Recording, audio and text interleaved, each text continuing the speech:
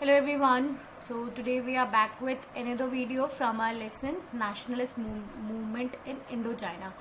So beta, this is the second part of a video as well as the last part of a video. I have tried to make a complete summarization of this chapter in this video only. Okay. So let's start today's class.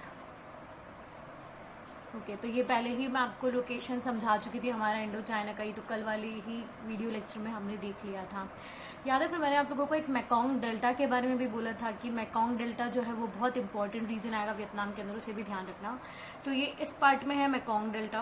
Okay, इसका आप enlargement देखोगे तो ये जो blue water raise जो यहाँ से जा रही है, ओके, ये मैकोंग डेल्टा फ्रेम करते हैं। तो स्पेशली ये वाला पार्ट जो है वो मैकोंग डेल्टा कंसिस्ट करता है। मैंने आपको पिछले, अगर आपको हम लोगों ने ड्रेनेज चैप्टर पढ़ा था 9th स्टैंडर्ड में, तब भी आप लोगों को बताया था कि डेल्टा कैसे फ्रेम होता है, याद है ना। कि कोई भी रिवर जाती है तो वो किसी भी वाटर बॉडी में स्प्लिट होती है तो वो खुद को इस तरह से स्प्रेड कर लेती है कि इस तरह। तो यहाँ तो वाटर मूव कर रहा है, I don't have something to hold my camera.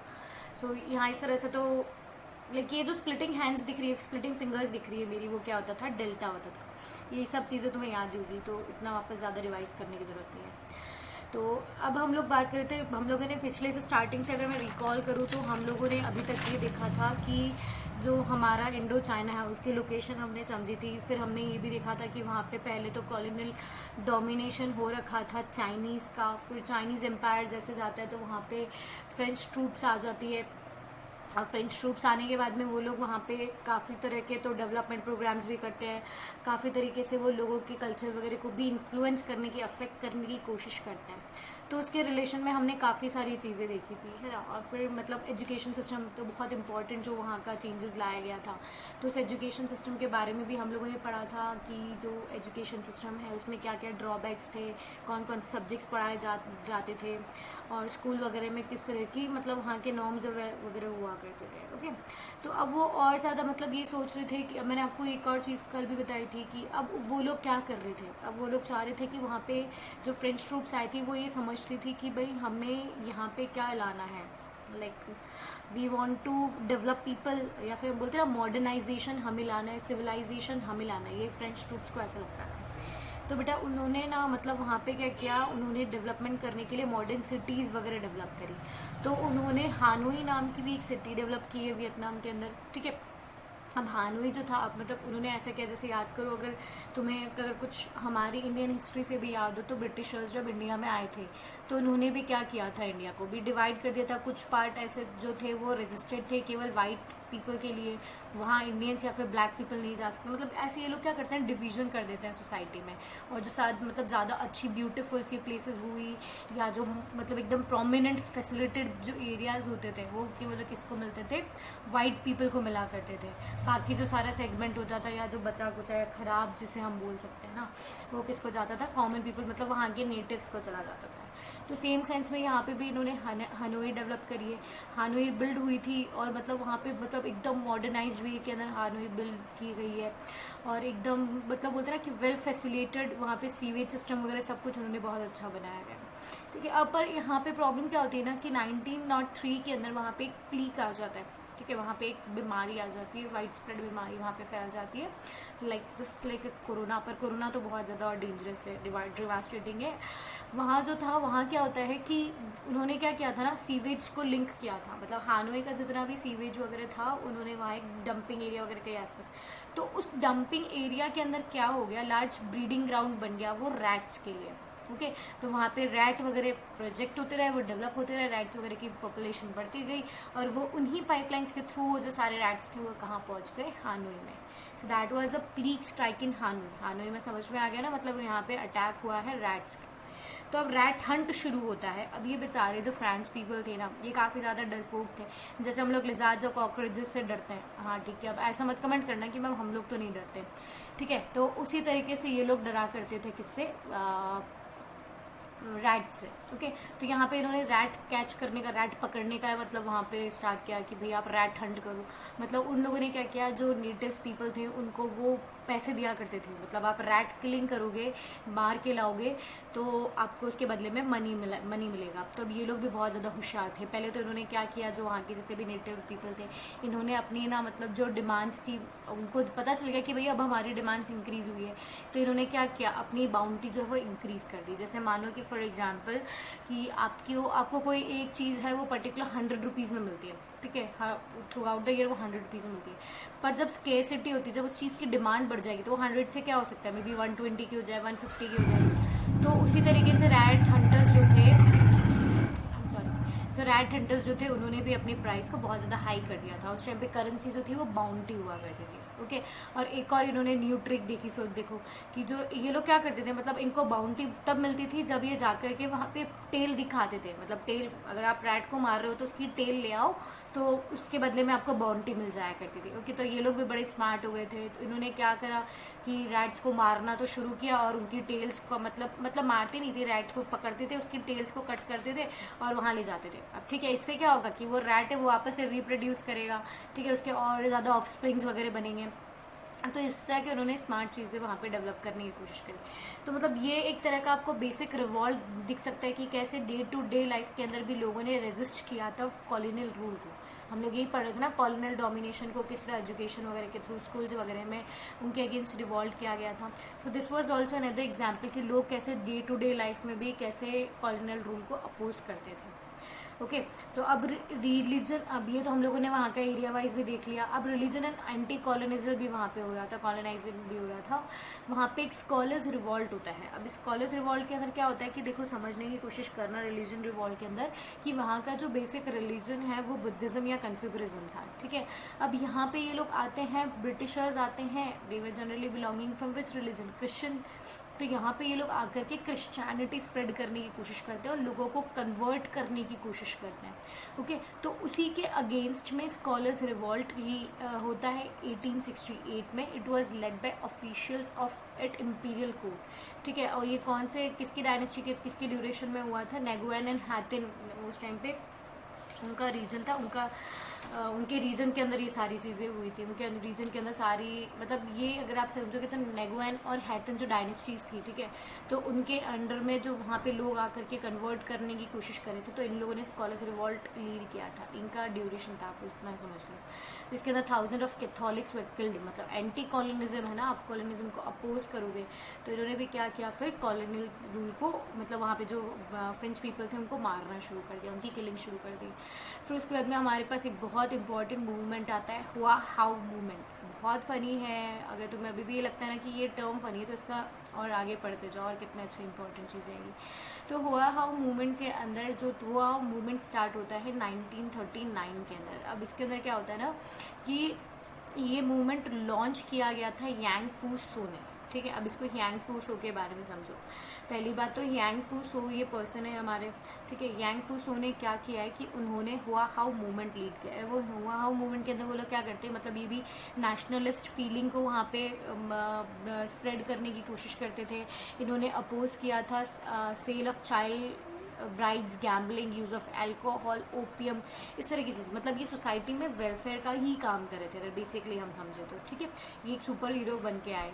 तो अब ठीक है, पता है फ्रेंच ट्रूप वहाँ पे फिर इसको क्या कहने लग गई, मैड बॉन्स, इसको नाम दे दिया मैड बॉन्स। समझ में, इसने हुआ हाउ मूवमेंट लीड किया जहाँ पे अपोज किया करता था अल्कोहल, ओपियम वगैरह की यूज़ को। तो फ्रेंच ट्रूप जो थी वहाँ पे वो इसको डिक्लेयर कर दिया कि तुम तो पागल हो और तुम क्या हो, मैड बॉन्स, ठीक है। अब इसमें सबसे पेक्युलरिटी क्या हुई है इस इंसान के साथ में कि इसे लाइक पागल डिक्लेयर करके, इसको मैड डिक्लेयर करके इसको ना कहाँ भेज दिया गया था, मेंटल असाइलम में भेज दिया था।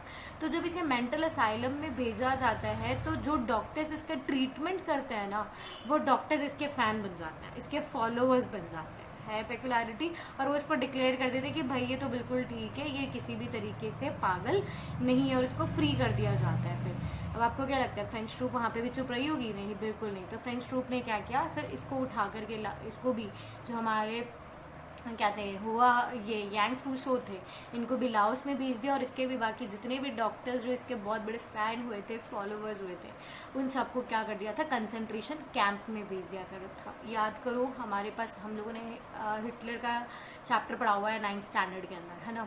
तो जब हम लोग वहाँ देख रहे थे ना, वहाँ पे हिटलर की पावर जब हम लोग बात कर रहे थे हिटलर वाला, तो हमने देखा था कि हिटलर जो था वो पर्टिकुलर एक ही रिलीजन को, he was belonging from a communist thinking, वहाँ वो एक ही रिलीजन को सपोर्ट करता था, और बाकी सबको क्या करता था, कंसंट्रेशन कैंप्स के थ्रू मार दिया करता था।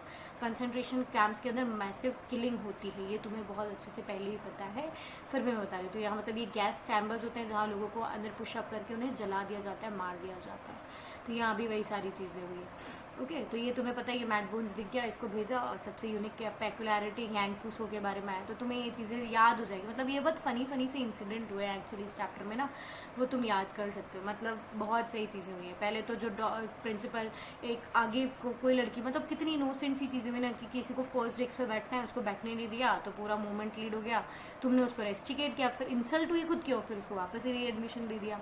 ठीक है, इसी तरीके से हमने हुआ मूवमेंट देखा है। अब आगे से अगर हम देखें तो रैट हंट, कितने लाइक बहुत अलग अलग से ऐसे मूवमेंट्स यहाँ पर आएंगे जो चैप्टर को बहुत अच्छे से स्टोरी फॉर्म में समझ पाओगे। विजन ऑफ मॉडर्नाइजेशन, अब मॉडर्नाइजेशन मतलब वहाँ पे क्या था, डेवलपमेंट थी। वही चीज़ है कि अब जैसे हम लोग इंडिया की बात करते हैं, इंडिया के रेफरेंस में भी पढ़ते हैं, तो बहुत से जो लोग थे वो क्या करते थे, ब्रिटिशर्स के रूल को अपोज करते थे, है ना। हमारे यहाँ पे प्रिंसली स्टेट थे, उन्हें सपोर्ट किया जाता था। पर कुछ लोग ऐसे थे कि यार ठीक है ना, अब कोई बात नहीं, ब्रिटिशर्स आए तो अपन एक काम करते हैं, ब्रिटिशर्स को लात मार के तो भगाते हैं, पर उन्होंने जो मॉडर्न थ्योरीज दिए हैं, या फिर हमें जो बोलते हैं ना, क्या किस तरह से समझोगे आप इसको, कि जो वेस्टर्न कल्चर जो उन्होंने दिया, एटलीस्ट हम उसका यूज़ करके खुद को सिविलाइज्ड कर सकते हैं।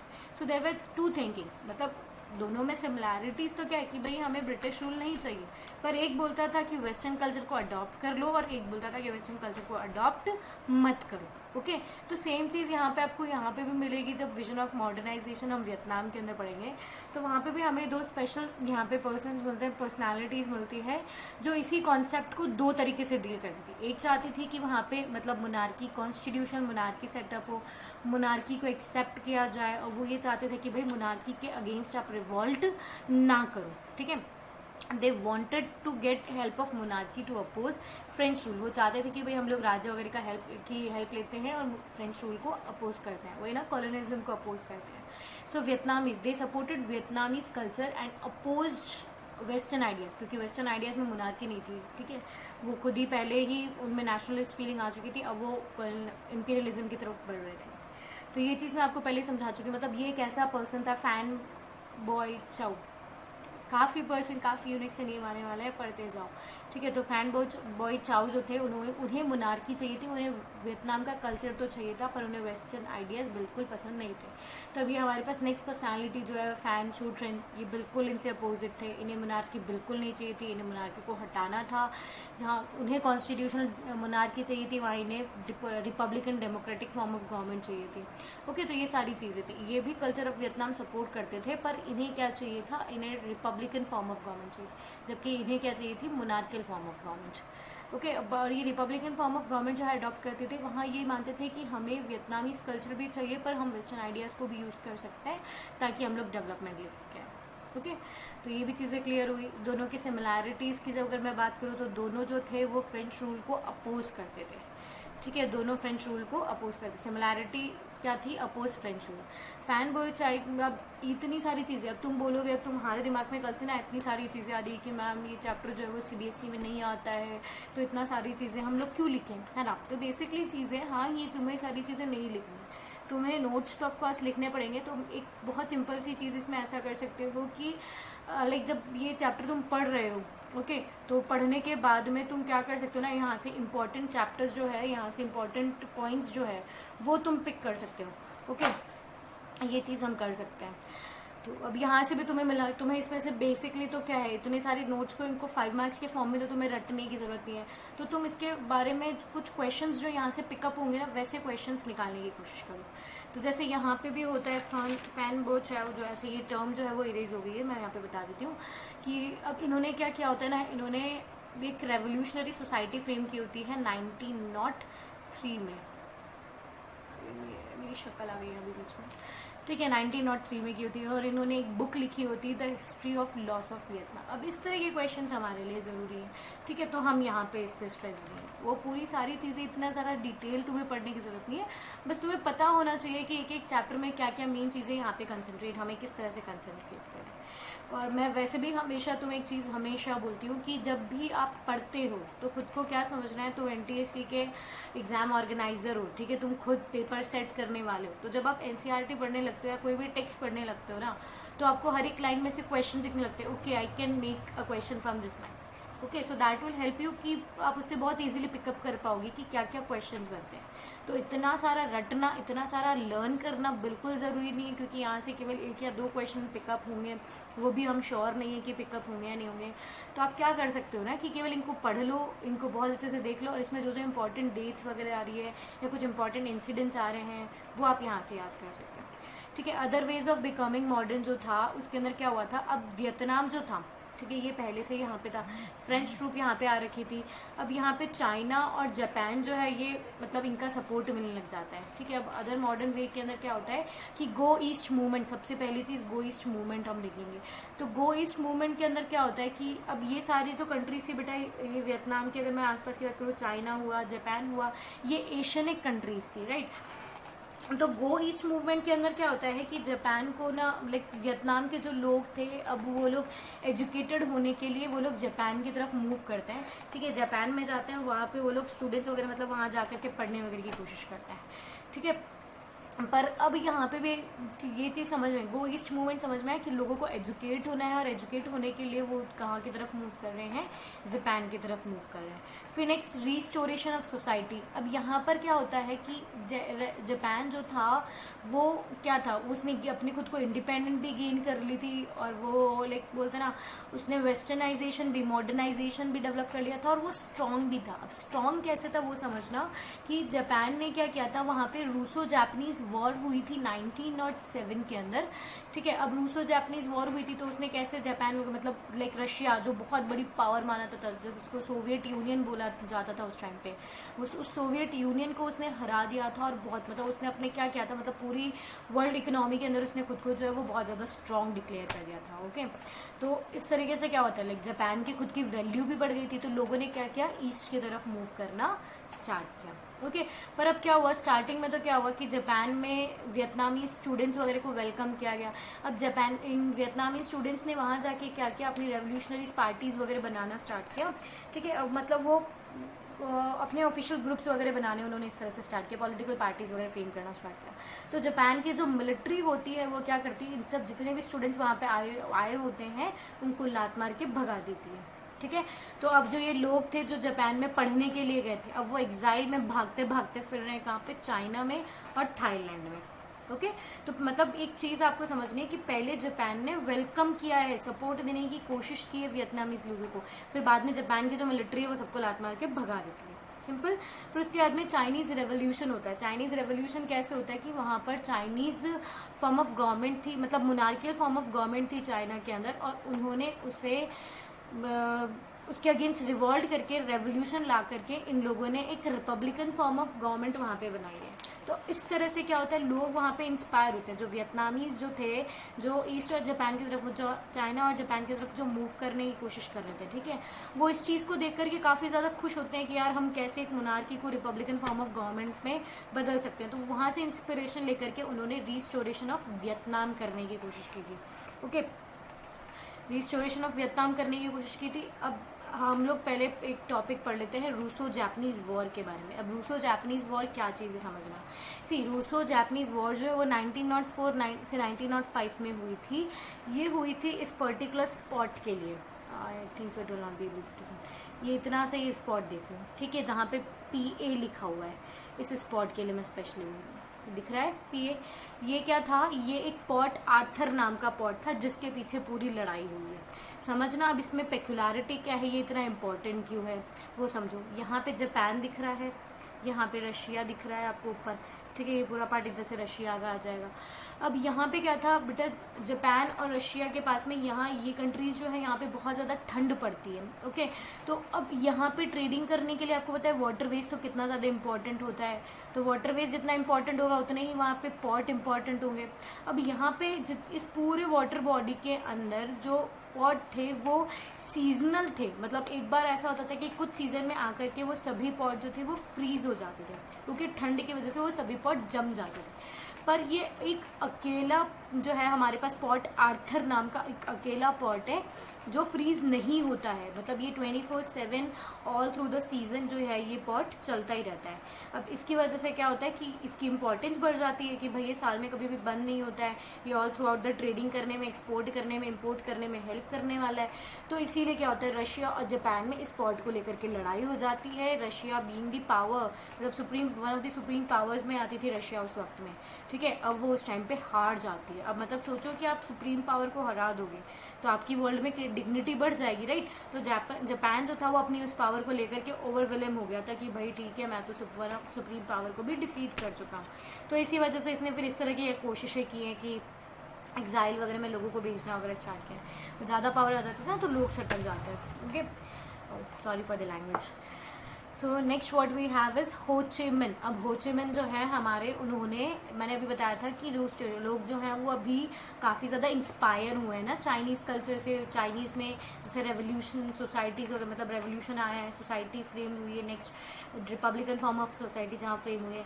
तो हो ची मिन भी क्या करता है 1930 में वियतनामीज़ कम्युनिस्ट पार्टी स्टैब्लिश करते हैं वो, ठीक है, जिसका लेटर नेम किस में बदल जाता है, इंडो चाइनीज़ कम्युनिस्ट पार्टी, ठीक है। हो ची मिन ने तो इन्होंने ये किया। अब 1940 में क्या होता है कि जो जापान अभी तक हमें सपोर्ट, हमें बोले तो वियतनाम को जो अभी तक सपोर्ट कर रहा था, ठीक है, अब वो जापान क्या करता है, वो खुद को बहुत ज़्यादा, मतलब बोलते हैं ना, बहुत ज़्यादा पावरफुल समझने लग जाता है। इसलिए वो क्या करता है मतलब वो आकर के वियतनाम के ऊपर अपना कंट्रोल गेन कर लेता है। 1940 के अंदर वो वियतनामी जो, मतलब वियतनाम, ये तो मैं आपको बाद में समझाऊंगी, मतलब उन्होंने, ये जापान आती है 1930-35 के पास में अपने वहाँ पे आती है, वियतनाम के ऊपर कैप्चर गेन कर लेती है। अब वहाँ पे कैप्चरिंग जब जापान की हो जाती है तो लोगों में फिर से, मतलब बोलते हैं ना, एक वो वापस से गुस्सा आ जाता है कि यार अभी तो हमने तुम्हें एक अच्छा दोस्त समझा था और तुम आकर के हमारे साथ इस तरह की कोशिश कर रहे हो। तो इन लोगों ने क्या किया, 1940 के अंदर वियतमिन नाम की एक मतलब सोसाइटी बोल सकते हैं, ग्रुप इन्होंने फ्रेम किया। ओके, और फिर उन्होंने क्या किया, इन जो ये कम्युनिस्ट जो ये थिंकिंग्स वगैरह थी इनके अगेंस्ट इन्होंने रिवॉल्ट किया और फाइनली 1945 के अंदर जापान को वहाँ से भगा दिया। अब जापान जो है वो यहाँ पे हार जाता है और हानोई को उन्होंने कैप्चर कर लिया होता है। किसने कर लिया होता है, नेटिव वियतनामीज ने, वियतमिन की हम बात कर रहे हैं। ओके, अब अभी तक जो है वो हमारा इंडो चाइना इंडिपेंडेंट नहीं हुआ है। अभी ये फ्रेंच नाम की जो टेंशन थी वो अभी भी वहाँ पे थी, ठीक है। अब इन्होंने जब हनोई को रिकैप्चर किया तो इन्होंने क्या किया, डेमोक्रेटिक रिपब्लिक वियतनाम बना लिया और वहाँ का चेयरमैन किसे बना दिया, हो ची मिन, क्योंकि मेन सोसाइटी जो थी, जो पॉलिटिकल पार्टी जो थी वियतमिन को कंट्रोल करने वाली, वो भी हो ची मिन ही थी। क्लियर है यहाँ से। फिर उसके आगे पढ़ते हैं हम लोग, आगे क्या चीज़ें, chapter is going to end soon, don't worry, ठीक है। अब फ्रेंच ट्रूप्स वहाँ पे अभी भी अवेलेबल थे, मतलब अगर हम इसका क्लासिफिकेशन पढ़ते, अगर हम इसको चैप्टर को समझने की कोशिश करते हैं तो ये जो हमारा हनोई नाम का जो एरिया था, ठीक है, उसमें नॉर्थ में जो कंट्रोल था वो हो ची मिन का था और साउथ में जो कंट्रोल था वो अभी भी वहाँ पे फ्रेंच ट्रूप्स वहाँ पे अभी भी थी। तो फ्रेंच ट्रूप्स ये समझ चुकी थी कि भाई अब यहाँ पे हम लोग तो डायरेक्टली जो है वो रूल नहीं कर सकते हैं, तो उन्होंने क्या किया, एक पपेट एम्परर वहाँ पे लाके खड़ा कर दिया। पपेट एम्परर मतलब राजा जो था वो बेसिकली तो वियतनाम का, मतलब उसका नेशनैलिटी तो उसकी वियतनाम इंडो चाइना की उसकी नेशनैलिटी थी, पर वो काम किसके हिसाब से किया करता था, फ्रेंच ट्रूप के ऑर्डर पे काम करता था। तो उसका नाम था बाओ दई, ठीक है, राजा। बहुत फनी नेम्स है, आई हैव टोल्ड यू स्टार्टिंगली, ठीक है। अब यहाँ क्या होता है, फ्रेंच ट्रूप्स आ जाती है और इधर से क्या आता है, हो ची मिन आ जाता है, ठीक है, हो ची मिन। अब दोनों, अब ऐसा नहीं कि हो ची मिन अपना नॉर्थ वाला एरिया लेकर के खुश है या फिर जो फ्रेंच ट्रूप्स है वो अपना एरिया लेकर के खुश है, ठीक है। अब यहाँ पर हो जाती है कोल्ड वॉर या ज़ीरो वॉर जिसे हम कह सकते हैं, या टेलीविज़न वॉर जिसे हम कह सकते हैं, ठीक है।